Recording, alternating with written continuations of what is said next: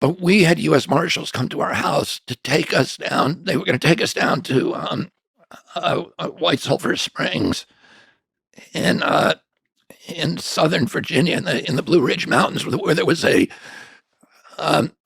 an underground city, essentially a bunker that was like a city, and apparently it had McDonald's in it and a lot of other, it was a full city for the U.S. government and their families.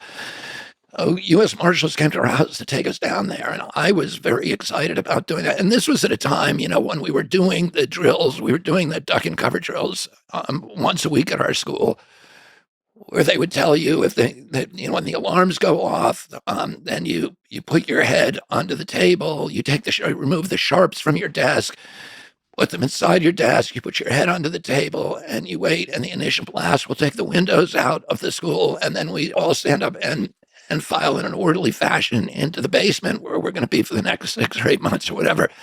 But in the basement, where we went occasionally in those corridors, were lined with freeze-dried food canisters up to this, from floor to ceiling. So people were, we were all preparing for this, and it was, Bob McNamara, who was a friend of mine, and was one of my father's close friends, the Secretary of Defense.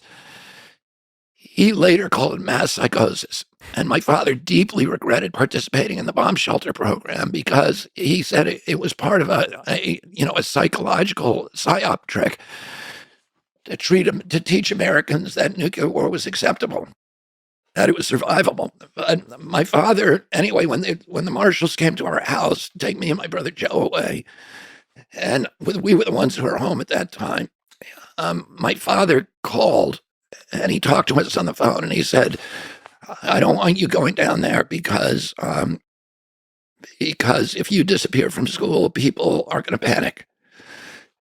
And I need you to be a good soldier and go to school."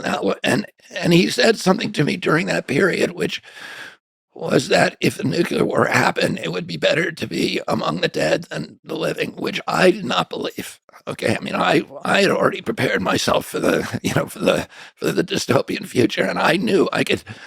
I spent every day in the woods. I knew that I could survive by catching crawfish and cooking mud puppies and do whatever I had to do. But I felt like, okay, I can handle this, and I really wanted to see the setup down in this underground city.